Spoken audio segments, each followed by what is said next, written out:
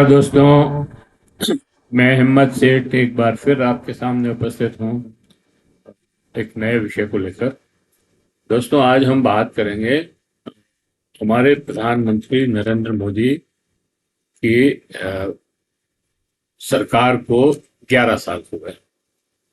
मैं सोच रहा था भाजपा की सरकार कहूँ, लेकिन मुझे लगा कि नहीं, भाजपा की सरकार कहना ठीक नहीं रहेगा, क्योंकि ये राज तो मोदी का ही है।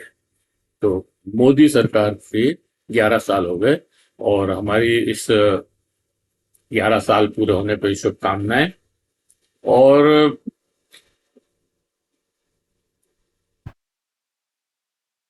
उनके कामों का या उनके 11 साल का अवलोकन करें और उस समझें कि उसमें उन्होंने अ, देश के हित में क्या किया है और उनके कामों से देश को नुकसान कितना हो। मतलब देश को नुकसान मतलब आम आदमी को नुकसान कितना हुआ। और ये एक उपलब्धि है कि वो 11 साल तक लगातार लोकतंत्र के अंदर, और भारत जैसे लोकतंत्र में जिसमें सिर्फ पंडित जवाहरलाल नेहरू जिस समय तो खैर कोई विरोध का पक्ष था ही नहीं एक तरह से देखा जाए तो, और बाद में इंदिरा गांधी, दो ही जने इस उपलब्धि को प्राप्त कर सके। बाद में 10 साल तक तो रहे नरसिंह राव, लेकिन नरसिंह राव नहीं, सॉरी, डॉक्टर मनमोहन सिंह, लेकिन वो तीसरा टर्म नहीं जीत पाए। तो ये एक उपलब्धि है हमारे प्रधानमंत्री की, सबसे पहले तो कि उन्होंने 11 साल पूरे किए। हालांकि 11 साल की रिजीम मतलब कोई खास बड़ी बात नहीं है, क्योंकि पुतिन साहब तो कितने 20-25 सालों से राज कर रहे हैं, जिनपिंग भी कर रहे हैं, अ, और भी मतलब कई जने, मतलब इस तरह की मुगल मुगल काल में औरंगजेब ने तो 50 साल तक राज किया था, लेकिन वो अलग तरह का राज था। उसमें बादशाहत थी, उसमें कोई हटा नहीं सकता था उनको। और वो मतलब कुछ भी करे, अच्छा करे बुरा करे, विद्रोह बहुत मुश्किल से होता था वहां पे। और ट्रम्प और पुतिन की जहां तक बात है, वहां लोकतंत्र नहीं है। चीन में तो, चीन और रूस दोनों में ही लोकतंत्र नहीं है। अपने मर्जी से ही वो सब कुछ कर रहे हैं। अपने विरोधियों को वो समाप्त कर देते हैं, उनको या तो मार देते हैं या जेल में बंद कर देते हैं, या उनको चुनाव के जो परिणाम आते हैं वो इस तरह के आते हैं कि उससे कोई दूर दूर तक भी पास नहीं होता। तो इस तरह से मतलब उनकी छवि से हमारे प्रधानमंत्री की छवि का कंपैरिजन नहीं किया जा सकता, क्योंकि हमारे प्रधानमंत्री लगातार तीसरी बार जीत गए हैं, चुनाव हुए हैं। और वो अलग बात है कि लोग ये मानते हैं कि भाई ये मशीन की वजह से जीत रहे हैं, या आ, और कुछ नैरेटिव हैं जिनकी वजह से जीत रहे हैं, लेकिन जीत रहे हैं, ये इसमें तो कोई दो राय नहीं। आ,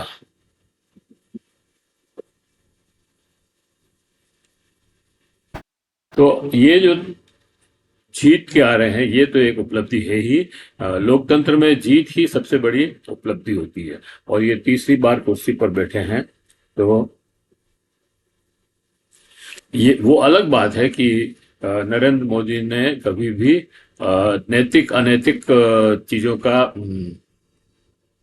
फर्क नहीं किया, और अपने जीतने के लिए जो भी संभव हुआ, जो अनैतिक था तो वो भी, और नैतिक था तो वो भी, और सब कुछ उन्होंने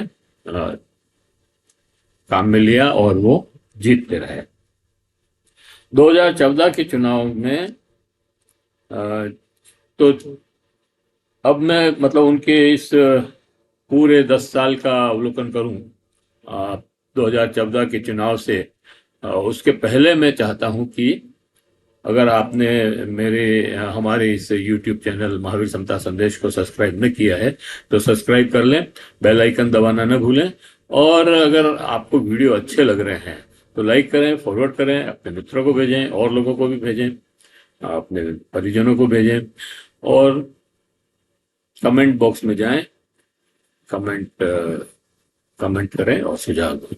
अगर आपने अभी तक भी हमारी यूट्यूब चैनल को सब्सक्राइब न किया है तो सब्सक्राइब कर लें, बेल आइकन दबाना न भूलें। तो ये सारी बातें करने के बाद मैं आपको फिर से नरेंद्र मोदी सर के 2014 की से लगा करके 2025 तक की उपलब्धियों पर बात करने वाला। तो 2014 के चुनाव उन्होंने पूरे झूठ की बुनियाद पर लड़ा, ये तो सब जानते ही हैं। उन्होंने जो वादे किए वो एक भी पूरा नहीं हुआ। उन्होंने कहा कि हम 2000 दो करोड़ रोजगार देंगे, नहीं दिया। 15-15, 20-20 लाख रुपए सबके खाते में डाल देंगे, नहीं किया। पेट्रोल का जो है उन्होंने कहा कि हम जो है 60-70 रुपए जो दाम है उसको हम 30-35 तक ले आएंगे, नहीं ला पाए और बल्कि बढ़ा दिया। अभी पेट्रोल के दाम मतलब सबसे सस्ता क्रूड ऑयल है होने के बाद भी इस रिजिम में सबसे महंगा पेट्रोल मिला।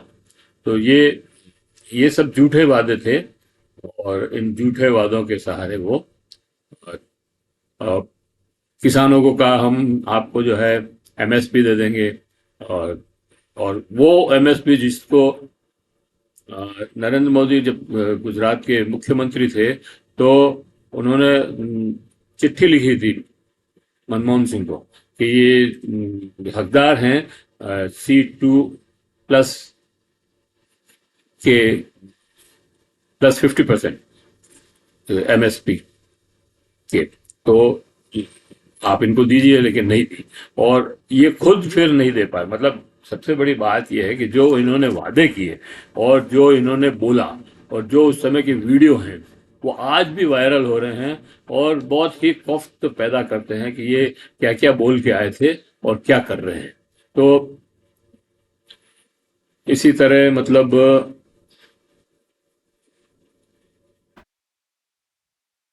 और फिर जो नाटक किए इन्होंने संसद के सामने दंडवत होकर के, बिल्कुल लेट करके पेट के बल जो नमस्ते की संसद को, और उसके बाद में संसद को जिस तरह से इन्होंने दत्ता बताया, संविधान को माथे पे लगा करके संविधान का उल्लंघन किया, ये सारे प्रसंग हैं, याद आ जाते हैं। लेकिन और संसद में अपने भाषण, उनके मतलब ये बहुत यादगार भाषण है संसद में नरेंद्र मोदी सर के।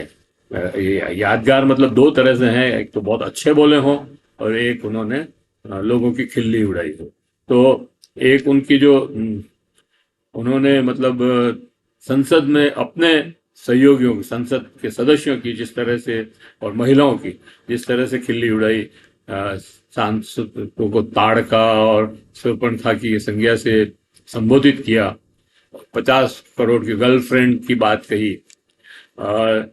इसी तरह पूर्व प्रधानमंत्री डॉक्टर मनमोहन सिंह को उन्होंने जो कहा कि भाई ये तो इनसे सीखने की जरूरत है कि बाथरूम में मतलब रेनकोट पहन के कैसे नहाते हैं। इस तरह की जो बातें कही इन्होंने वो मतलब यादगार है, लेकिन कोई अच्छी यादें नहीं छोड़ता है। एक इतना मतलब डॉक्टर मनमोहन सिंह जितना शरीफ आदमी जिसने किसी को गाली नहीं दी, उसको आप इस तरह की गालियां मतलब इस तरह से उनकी खिल्ली उड़ाएं, ये कोई अच्छी प्रैक्टिस नहीं है। जो आपका समकक्ष था मतलब पूर्व प्रधानमंत्री थे, तो ऐसा नहीं है कि हेरा गेरा कोई आदमी हो।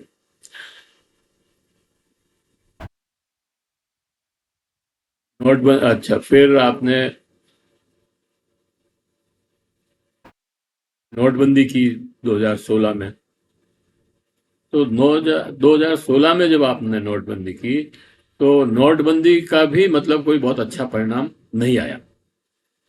एक तो यह है कि आपने जापान की धरती पर जाकर के और गंगा में नोटों को बहाते हुए दिखाया और वहां पे भाषण दिया और उसके बाद सीना फुला करके कहा कि देखो ये काले नोट जो है निकल रहे हैं, है ना।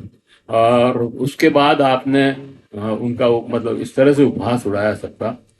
और भारत में आकर के गोवा में जो आपने भाषण दिया भावुकता में कि ये तो मेरी लुटिया लुटिया डूब जाएगी, तो आपने कहा कि मेरे को 90 दिन दे दो या 50 दिन दे दो, जो भी, और किसी भी चौराहे पर मैं आ जाऊंगा, अगर मेरी गलती हो तो आप जरूर सजा दोगे, लेकिन आप आज तक आप किसी चौराहे पे नहीं आए। तो ये जो बातें हैं, मतलब, और इसमें जो इन्होंने जो बात कही थी कि भाई, जो जो बातें गिनाई थी कि नोटबंदी से जो फायदे होंगे, कि आतंकवाद की कमर टूट जाएगी, नकली नोट प्रचलन से खत्म हो जाएंगे, और गरीबों को आश्वासन दिया कि उनका जो है सारा बढ़िया हो जाएगा। मजदूर, किसान, मध्यम वर्ग के लोगों का सारा काम छोड़कर बैंकों में लाइन में लगना पड़ा सबको। फिर महंगाई बढ़ गई, व्यापार ठप हो गया, आतंकवाद, फेक करेंसी पर कोई प्रभाव नहीं पड़ा, वो वैसे के वैसे ही रहे। सबसे बड़ी बात यह है कि एक भी पूंजीपति और उद्योगपति और अफसर, खास तौर से जो आईएएस अफसर हैं या आरएस अफसर हैं या आईपीएस अफसर हैं, इनमें से एक भी व्यक्ति को हमने लाइन में खड़ा हुआ नहीं देखा। मतलब अगर आपने नोटबंदी की है, काला धन निकालने की बात की है, तो क्या इन लोगों के पास काला धन नहीं है? जो रिश्वतखोर हैं अफसर, उनके पास काला धन नहीं है? वो क्यों नहीं लाइन में खड़े हुए?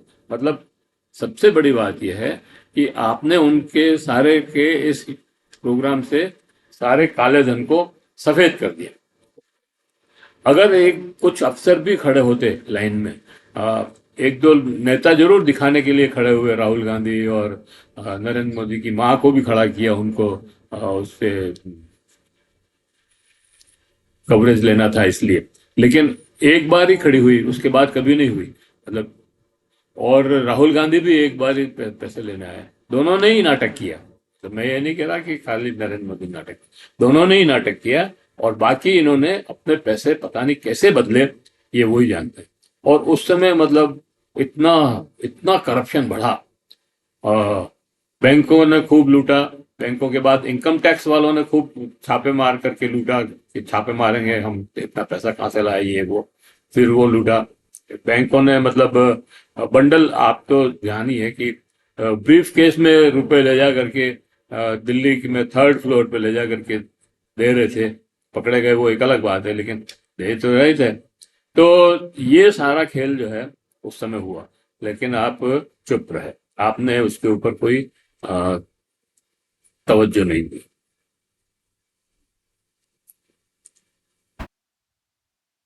उसके बाद आपने बिना सोचे समझे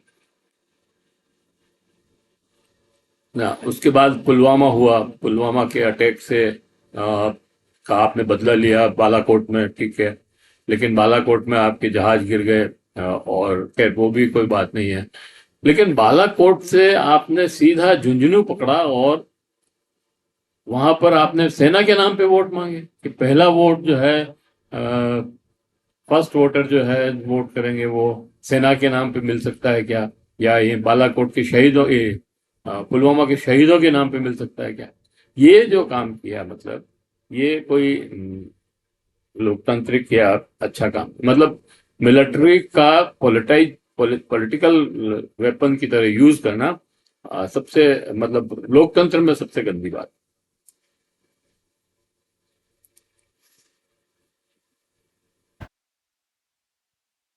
फिर एक बार बात और मैं वो रह गई कि जो नोटबंदी की, उसके अंदर मतलब जैसा आप मान रहे थे कि भाई काफी जो है, तीन चार, मतलब कुल 16 लाख करोड़ या ऐसा कुछ मुद्रा में चलन में थी, और आप मान रहे थे कि 10-12 लाख ही है और बाकी फेक है। तो वो जो है भारत के रिजर्व बैंक में आ जाएगा पैसा, उससे हम विकास कर लेंगे। लेकिन आश्चर्य की बात यह है कि 99.3% पैसा जो है, मुद्रा वापस आ गई, मतलब जो 1000 और 500 के नोट छपे थे, वो वापस ले आ गए। तो 1000 और 500 के नोट अगर 99% आ गए, तो फिर आपकी तो वो सारी अ, अनुमान जो है गलत निकल गए, जिनके ऊपर आप जीत के आए, वो कैसे क्या हुआ?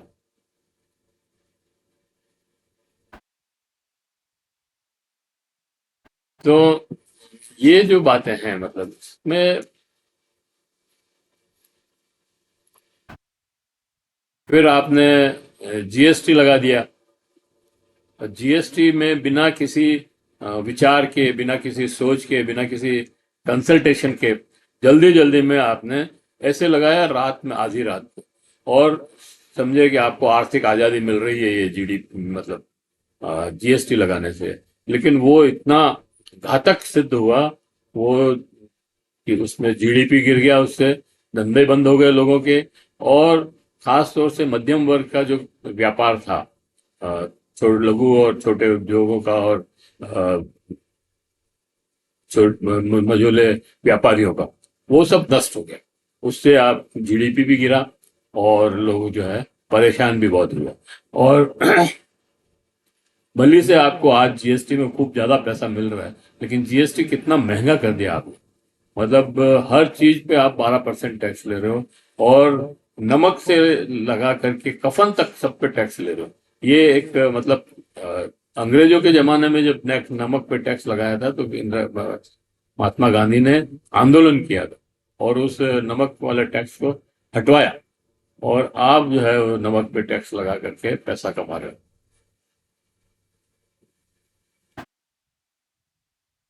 फिर कोरोना में आपने पहले तो ध्यान नहीं दिया कि इतनी सीरियस बीमारी है। आपको लगा कि ये तो कोई नहीं, अपने डेंगू वेंगू आता है वैसे आया है चला जाएगा, या। लेकिन उस समय आप एमपी की सरकार गिराने में व्यस्त थे। मतलब कांग्रेस की सरकार थी उस समय, उसको गिरा करके आपने शिवराज सिंह चौहान की सरकार बनाने में तक व्यस्त थे। जब वो सरकार बन गई और शायद विश्वास प्राप्त कर लिया या बन गई, उसके बाद आपने दूसरे दिन ये लॉकडाउन किया। और लॉकडाउन करने पे आपने ऐसा बिना किसी सूचना के और इस तरह से किया। मतलब आप पहले मतलब वो सरकार गिरा रहे थे तभी कहते थे कि भाई 15 दिन बाद हम लॉकडाउन करेंगे, जिनको घर जाना चले जाएं, यहाँ कुछ भी नहीं मिलेगा, खाने को नहीं मिलेगा, कोई व्यवस्था नहीं है। और आपने देखा होगा कि किस तरह से लोग अपने गांव जाने के लिए लाइन में लग करके, मतलब कितना दूर दूर तक पैदल चले। कई लोग बीच में जो है मौत के ग्रास बने और भूखे रहे और कुछ खाने को नहीं मिला। तो इस तरह का मतलब एक नज़ारा ये। और आप ताली और थाली बजवाने में व्यस्त रहे। कभी दीपक जला दो, कभी थाली बजा दो, कभी मोबाइल की टॉर्च जला दो। तो ये अवैज्ञानिक काम तो करने लगे, लेकिन वैज्ञानिक काम जो था वो नहीं किया। और फिर आपने टीकों में इस तरह की धांधली की कि टीकों में जो टीके सप्लाई करने वाले थे लोग, उन्होंने जम के पैसा कमाया, जम के। और जिनको जरूरत नहीं थी उनको भी लगाया। तो ये एक तरह का मतलब जो है आपके नाम पे कोई अच्छा काम नहीं था।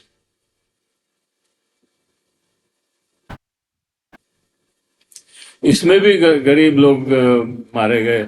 मतलब गरीब लोगों पर ज्यादा प्रभाव पड़ा। व्यापारियों का व्यापार बंद हो गया। और महीने दुकानें बंद है तो रेडी पटरी वाला क्या खाएगा। सोच सकते हैं वो जो छोटा सा व्यापारी है, छोटी छोटी दुकानें हैं जिनकी मान लीजिए मंडी में बड़ी बड़ी दुकानें भी हैं, तो 3 महीने 4 महीने तक अगर आप 1 साल तक अगर नहीं खाएगा कोई, तो क्या मतलब कैसे चाह काम चलेगा। तो वहां पर भी आपने जो है देश के साथ कोई अच्छा काम नहीं हुआ, देश की नुकसान ही हुआ। और आपने क्या किया कि जब पूरा देश जो है इस महामारी से जूझ रहा था और अपने आप को बचाने की कोशिश कर रहा था, उस समय आप 3 कृषि कानून ले आए, जो सुधार के लिए लाए थे किसानों के, और किसानों का कायाकल्प करने की बात कही थी उसमें। लेकिन उसके पहले आपने ये कहा था कि मैं 2022 तक दुगुनी हो जाएगी किसानों की आय, जो नहीं हुई। तो किसानों ने आपके उन कानूनों को नहीं माना और उसका विरोध किया। और इतना जबरदस्त विरोध किया कि 13 महीने तक उन्होंने बॉर्डर पर बैठे रहे वहां पे।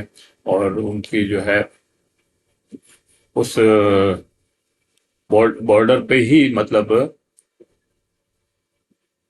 13 750 किसान मर शहीद हो गए, और आपने मतलब उनको मतलब श्रद्धांजलि तक देना उचित नहीं समझा। और जो कानून पास करवाया आपने, वो मतलब एक तरह की मतलब संसद भी 2-2 3-3 घंटे ही चलती थी उस समय, और राज्यसभा में तो इस पे कोई न सब लोगों ने मतलब वो मांगा था डिवीजन, वो नहीं करवाया और आपने पास कर दिया। तो इतना महंगा वो पड़ा वो आपको, कि आपको जो यूपी चुनाव को देखते हुए वो वापस लेने पड़े तीनों कानून। लेकिन आप भी हार मानने वाले नहीं है।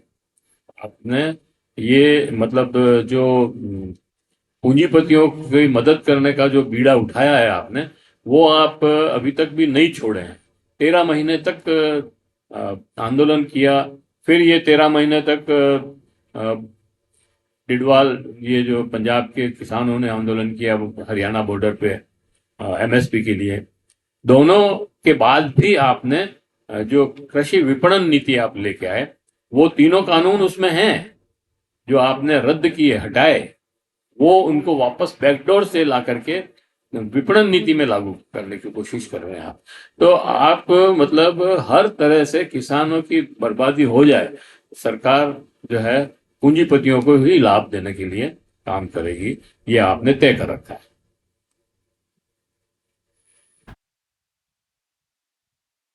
अब दोस्तों ये बातें तो बहुत है अभी, लेकिन मुझे नहीं लगता कि, चलो जल्दी जल्दी करते हैं थोड़ा।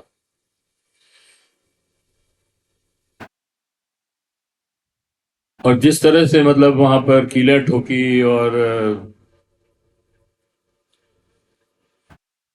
बोल्डर्स लगाए और रास्ते बंद किए, और तो वो एक कोई अच्छा आपने वो नहीं किया प्रदर्शन।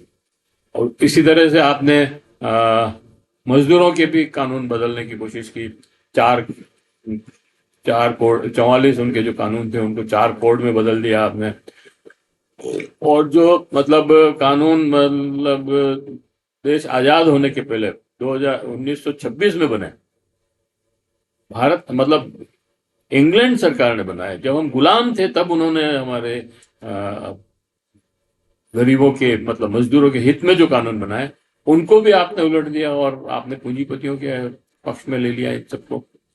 और एक बात और मैं कहना चाहता हूं यहाँ पे, कि वो जो कोड आपने बनाए हैं 4, वो अभी तक आपने लागू नहीं कर पाए हैं, और शायद नहीं कर पाए, क्योंकि अभी 20 जून को सेंट्रल जो ऑर्गेनाइजेशन है लेबर के 12, उन्होंने 20 जून का कॉल दिया हुआ है, और पूरे देश में हड़ताल होने वाली है। अगर आप नहीं संभले तो आपकी अब वो 303 वाली सरकार नहीं है, आपको जो है इसके ऊपर मतलब ध्यान देना पड़ेगा। बेरोजगारी तो 45 साल के चरम पर है। संवैधानिक संस्थाओं को आपने इस तरह से पॉलिटिसाइज किया है कि वो सिर्फ आपके कब्जे में आ गई है सारी की सारी, और आपका जो तरीका है काम करने का वो बहुत ही आश्चर्यजनक है।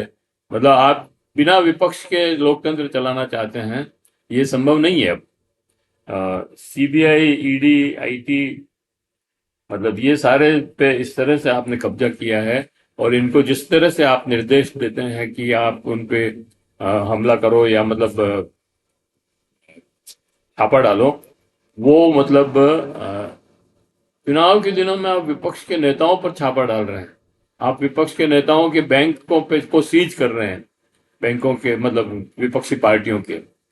तो ये आप, और जो लोग आपको सरेंडर कर जाते हैं, भले कितने ही करप्ट हों, उनको आप पार्टी में ले लेते हैं और पार्टी में बड़े बड़े पदों पर पहुंचा देते हैं। तो ये जो आप खेल कर रहे हो, ये आपके पक्ष में नहीं है कोई भी चीज। आपको इसके ठीक है, आप एक नैरेटिव चला करके पूरा खेल मतलब आपके पक्ष में कर लिया है आपने, और ऐसा जहर घोला है आपने देश के अंदर सांप्रदायिकता का, हिंदू मुसलमान का, कि जो अभी आपको बरसों चलेगा, और आप निश्चित रूप से बरसों जीतते भी रहेंगे।